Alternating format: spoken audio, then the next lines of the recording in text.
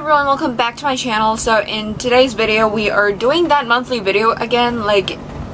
Today's video I'll be talking about the books I read in April. It felt so weird because all of the time I thought this month right now is April, even though it's like already in May. So I don't know, but yeah, so I read 8 books in total in April. I will not go very deep into each book because I don't want to take this video to be like 80 minutes long. So yeah, we're good, and let's just get into it. Some books I did read, like, you know, it felt like years ago I read it and I don't fully remember anything. I will try to search some notes I typed on my Google Docs to see if I have like any instant memory coming back, but I'm not sure. So anyway, let's get started. So the first book I read, I also forgot to mention, I'm such a bad booktuber, but I also forgot to mention I also read these books for the Owls Readathon happened in April. I'll tell you which books I read corresponding to which subject. That's what's going to happen, so let's just get started. First book I read is Two Can Keep a Secret by Karen M. McManus, and the subject I read it for is Muggle Studies. This book, I rated this a 4 out of 5 stars. This is a young adult murder mystery. So basically this book takes place in a small town called Echo Ridge. So in that town there has been 2 homecoming queens disappearing, like murdered or just, you know, disappeared, and they never came back. One was dead and one was missing. Basically the history is kind of repeating itself, and there is like homecoming princess disappearing again. So basically our main character Ellery is trying to figure out what really happened to them, and also Echo Ridge is called the murder land because there hasn't so many murder happened back then. So this is like a very good setting for a murder mystery. I went into the book, I don't remember anything. This is why I really want to change my wrap up, because I don't remember anything. I remember the ending. I'm not gonna spoil it, but the thing is that the reason why I did not rate it a 5 out of 5 stars is because the ending, I just did not like the ending. I feel like the final act of like revealing who is the murderer is a little too fast and short. For example, if I'm like watching a TV show, I really like it when the author starts to revealing all that links together back to the murderer, and then I really like it when we're like slowly discovering, oh yes, this makes sense. This makes so much sense. How could I not see it before? But this book did not provide that opportunity for me to, you know, have myself feel that why am I so stupid? Like, I just really love that moment to see like, okay, this is starting to make sense. But this book does not have that moment, and when it's starting to like have the final act, it tells you immediately who is like the murderer behind it, who is behind all that. So that is a little bit not that fulfilling for me. I do hope for something that's more like, oh my goodness, this is making sense. Why did I not figure this out before? I would love that feeling when I'm like reading a murder mystery. This book does not have it, so 4 star. Okay, now the next book is going to be, I need to calm myself down. I am not sure whether I'll do a full review on this book. I am planning to, and if I ever got the chance to, I will. So I will not go so deep into it. I will probably cover the writing and everything. But if you don't know, this is one of my most disappointing book of the year, probably in my entire lifetime. And it is The Curse of Maleficent, The Tale of a Sleeping Beauty by, I need to find the author name, I have to. Adapted by Elizabeth Rudnick, and this is based on the screenplay by Linda Wolverton, and it's basically based on the screenplay of the movie Maleficent, which is now going to have a second movie to it. I'm so excited. Anyway, back to the book. I rated this book a 1 out of 5 stars. I did consider not rating the book because a 1 star is, you know, too generous to say. I'm just like, this sounds too harsh, but I completely mean it. Like, 1 star for this book is a little generous. Quick rundown of like how I feel during reading this book. I did cry during this book, and you know what, I didn't cry because I was so touched by the story. I was crying back then because I was so angry how this story did not meet my expectations, and I'm not like exaggerating at any point. I literally was in the shower crying because this book is just too bad, and the writing, yeah, don't get me even started on the writing. Oh my goodness. I will just talk about the writing and then the overall theme of the book, because there is so much things I have problem with this book. Not like problematic in a way, but it just... Okay, let's get back to the writing. The writing is just...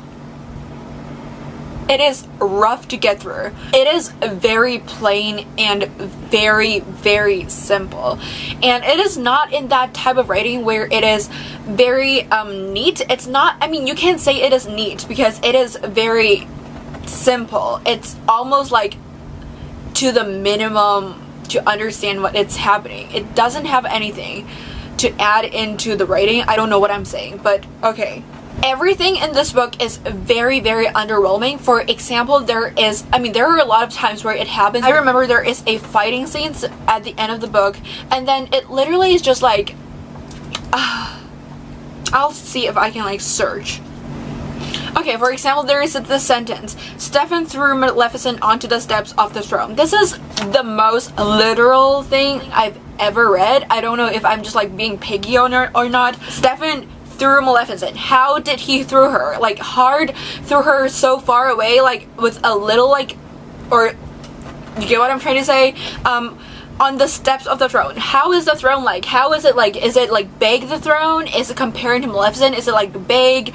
Is it like, what color is it? Like, I just am not getting any of the details, and it's just like he threw her away, and that is literally what I'm getting. I need to know how far he threw her. I want to know how hard how hard he pushed her.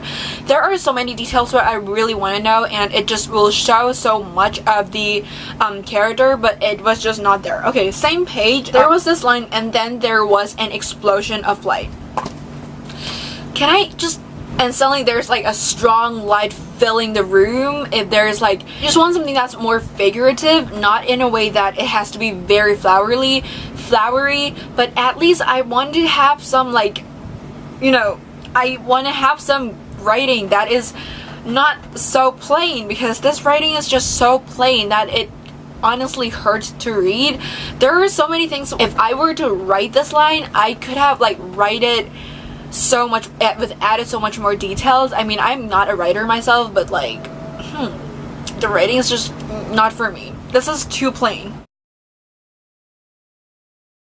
And the entire book is just so underwhelming. The writing is very underwhelming. Even the fighting scenes that's happening, I'm just like, he threw this, something was on fire, and then it was just like, I cannot feel how urgent and how big of a fight it is because of the writing, and it really hinders my enjoyment reading this book, and I have a huge problem with it. So also, like, when you're looking at the cover, you can see, like, hear me, okay, I'm gonna read the title. The Curse of Maleficent. And Maleficent right here is screaming in the title because this book is supposed to be adapted from a screenplay.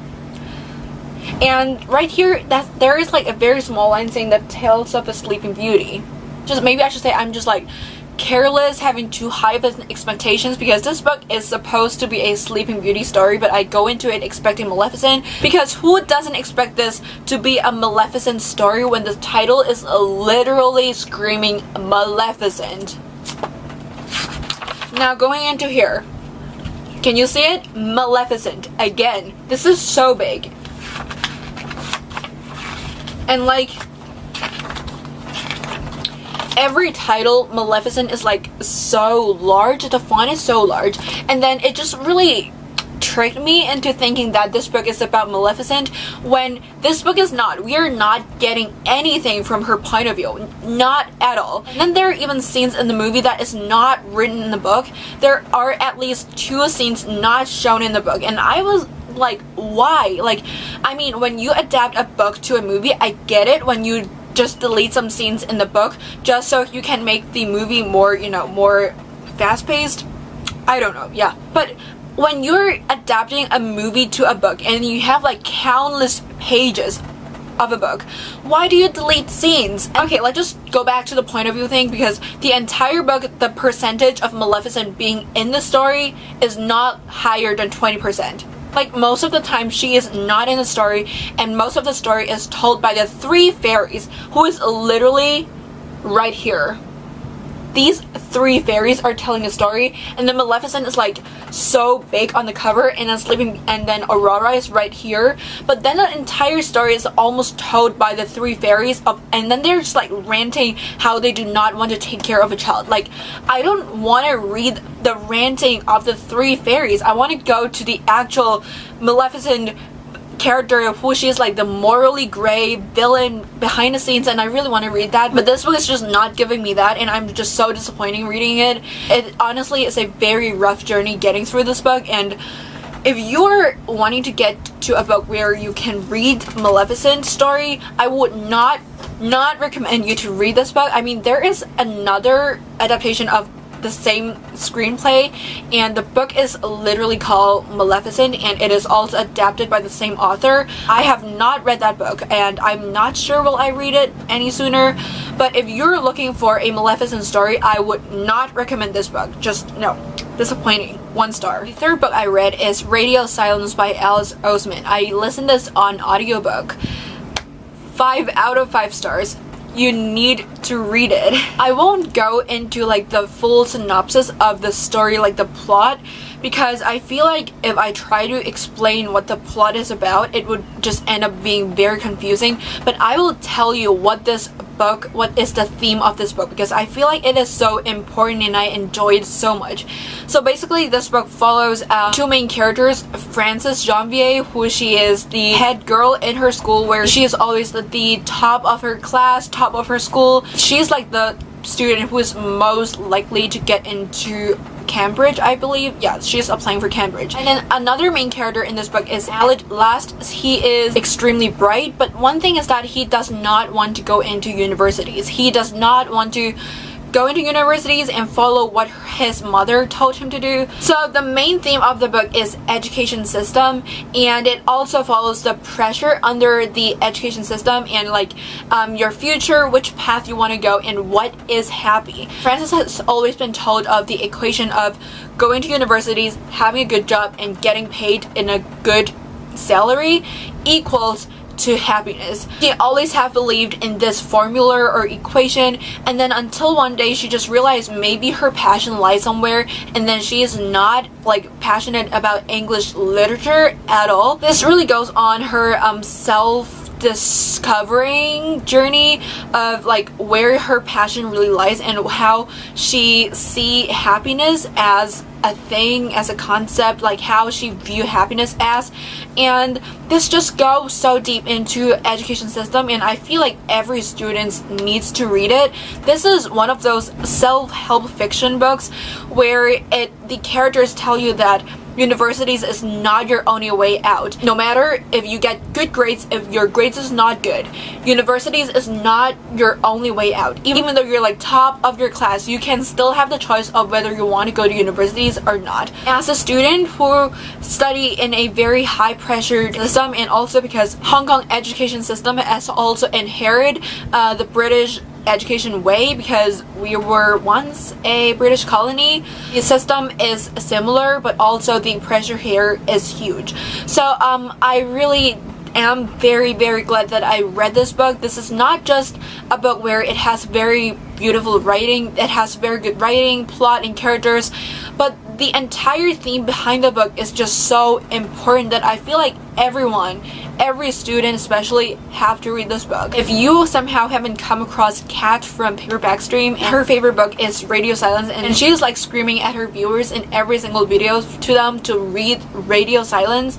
And yes, I would recommend that, and I'm forever grateful that I read this book. This is one of those books that truly means so much to me, because every once in a while when I get into a very, rough place in my life in study, and just, being very frustrated in my study and stuff, I would just suddenly remind of Radio Silence, and I just have the urge of rereading everything in the book, because there are so many reflections of life that happened in the book, and it's actually happening same in today's society, and that's kind of sad. But also, this book means a lot. The theme behind it is honestly truly amazing, how Alice Oseman put all the elements together and put it in a fiction book, but at the same time make it very much like a self-help book. So highly recommend you to read it. 5 out of 5 stars. definitely worth it. Read it. So the next book I read in the month is also a 5 out of 5 stars. I absolutely love, okay, my pronunciation is really messed up today. I absolutely love this book, and it is The Red Scrolls of Magic by Cassandra Clare and Wesley Chu. So if you don't know, The Red Scrolls of Magic is a follow-up, not follow-up, it's a kind of companion series to the Mortal Instrument series right here. So it basically takes place between City of Glass and City of Fallen Angels, these two books, and then follows our main character, not main character of this book, Magnus and Alec. They went on a supposedly romantic trip to Paris, and things obviously go wrong. So basically, Magnus arrived in Paris and he was suddenly framed as the leader of a demon worship cult, and then everything just go very messy. They have to figure out who is behind all this, and like, did Magnus actually accidentally started a cult? So yeah, it goes on that adventure, and let me tell you, I love Magnus and Alec in this book much more than any of the books in the Mortal Instrument series. Both of the characters are so much well developed in this book. I'm not a very huge fan, or I should say I'm not a fan of Alec Lightwood at all in the original series, and I just did not like his personality. He is always that type of very jealous person. Starting from the first book, he is jealous of Clary, and then at the end of the book, yeah, things happen. I did not like him that much, but in this book it really shows so much of his personality, and I remember something Magnus said about him that is so true. I really hope that this line was included in the series back then, so I would love Alec so much more, but then okay, it did not happen anyway. So okay, so on page 80, Magnus like described Alec. So he said he was used to two very distinct Alecs, the confident shadow hunter and the shy, uncertain boyfriend. He wasn't sure about the Alec with the gleam in his eye. So basically, I really do hope that I can read this line so much earlier, so I would really appreciate it, and it just makes so much sense what happened in City of Heavenly Fire, because he was suddenly a very confident shadow hunter, like suddenly. This book just shows so much of Alec's personality, and Magnus, of course, his personality also really shows so much in this book. I just really like how well developed both of the characters are in this book, and it is truly one of the favorite things I love about this book. And also, I really do enjoy the writing. It still has the Cassandra Clare sense of humor in it, and there are so many times where I was just like laughing at the book, and I honestly loved all those jokes and all those humor in it. And this book is just giving me such a nostalgic feeling. I can't, like, this is one of those books where going into it, I know it's going to be a 5 stars, because even though the plot sucks, which it's amazing, but even though if the plot sucks, I would still love the character. These two characters just mean so much to me. And also, I need to read the acknowledgement to you, because it truly got me crying when I'm reading the acknowledgement, and that part of the acknowledgement is by Wesley Chu. That's the last paragraph on the last page of the book. It says, "Lastly, I have to acknowledge Magnus and Alec. Your love is an inspiration and a beacon to so many. May your first days until your last days shine equally bright." My heart. I mean, I will wrap this up with the plot. This book may be one of the quickest plot and the most fast-paced plot I have ever read in any Shadowhunters book.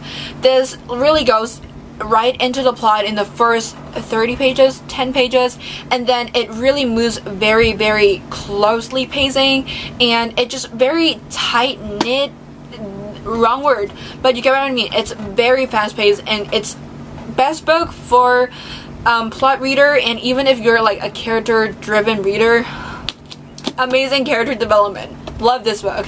So yeah, 5 out of 5 stars. If you're a fan of the Mortal Instruments, and if you love Magnus and Alec, you need to read this book. So next I go on with the Shadowhunter flow, and then I read another Cassandra Clare's collab work, or I should say I read another Magnus Bane book, and it is Oh my goodness, how do people do this? The Bane Chronicles by Cassandra Clare, Sarah Reese Brennan, and Maureen Johnson. So this book is a combination of 11 Magnus Bane stories, or novellas. Yes, that's the right word. I cannot give you a synopsis. It is impossible to give you a synopsis, but this book basically follows Magnus Bane's life in his early life to all the way to the City of Heavenly Fire period. And I mean, if you have read City of Heavenly Fire, you'll know the existence of this book and the purpose why this exists. And I teared up so bad when I was reading City of Heavenly Fire when I knew why this book existed, and it is just good to know. Anyway, there are stories where I love, stories where I find it is kind of mediocre, that doesn't really spark that much of an interest for me. But there are also stories where I really enjoy, for example, the Rafael Santiago one, and also all the New York Institutes, and obviously the one with Alec in it. So these are some of the stories that I really enjoy reading. Also, this book does give me so much interest and so much insight to Tessa, Will, and Jem's relationship. And I am not a huge fan of the Infernal Devices series, and I did not finish Clockwork Princess. I was not like a huge fan of their relationship, but reading this book just makes me like Tessa so much better as a person.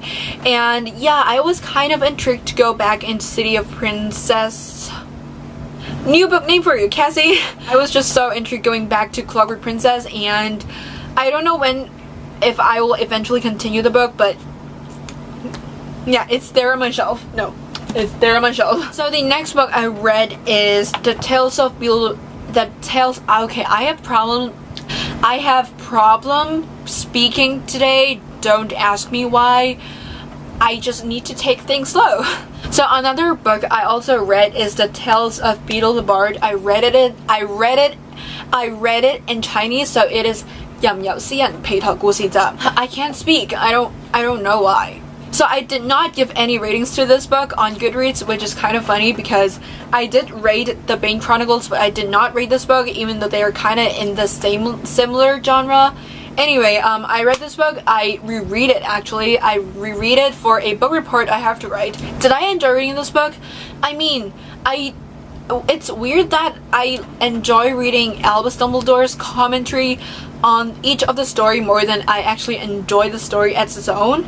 But I mean, I guess it's fine. You probably have heard a lot about this book, so I'm not going to, spend another 10 minutes to explain what this book is about. This book consists of 5 stories, and if you're interested and if you love Harry Potter, go check this out. I don't know what else to say about it, to be honest.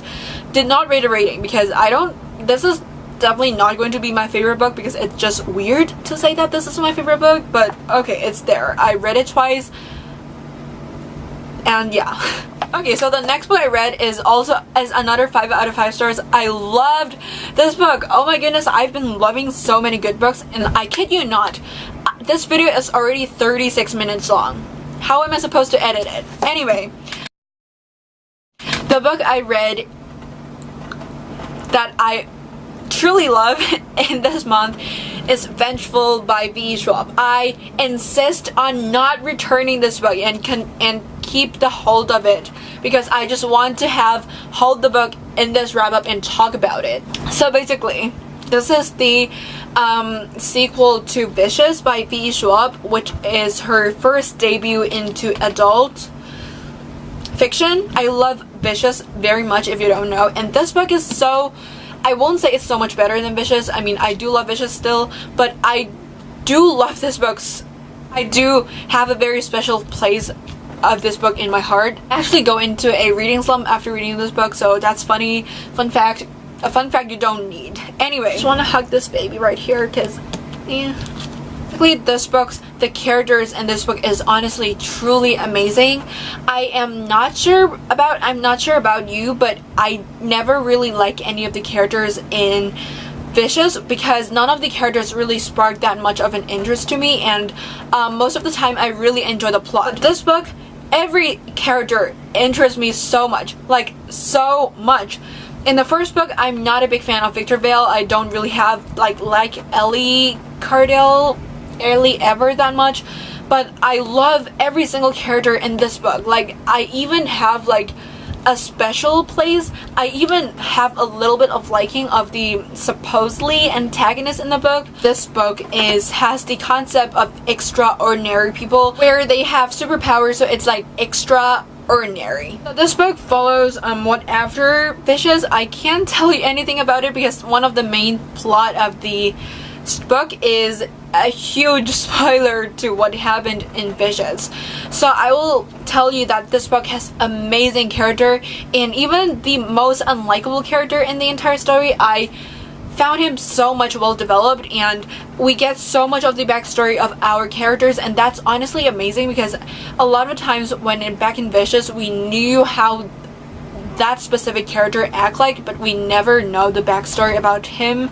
So yeah, I love this book. Got me into a reading slump afterwards, but totally worth it. I love this book with my whole entire heart. So read the Villains series, read Vicious, and read Vengeful. Read it. I guess that's it. Read it. 5 out of 5 stars. Love this book. So that's it for the month. I just realized I did not include the subjects I read for the corresponding books. I'll probably put all of the subjects while I'm like editing. But yeah, I guess this is the super long wrap up. That this is honestly some record because I read 7 books in 1 month, and technically speaking I did not finish this book within April, but I did finish this book within like 24 hours after the last day of April, and I also did got most part of it read in April, so I'm counting it anyway. So yep, right now I think I'm in the position in Owls where I can pursue Hogwarts professor as my career. I'm very excited for Newts. So yeah, that's it for the wrap up. I really hope you guys enjoyed the last wrap up from my channel. I will be doing some more mini reviews and recent reads instead of doing monthly wrap-ups, because most of the time when I'm doing wrap-up I don't remember much about the first book I read. So yeah, that's that, and I really hope you guys enjoy the video. My name is Yanis, and I will see you in my next video. Bye! City of Halloween Fire when I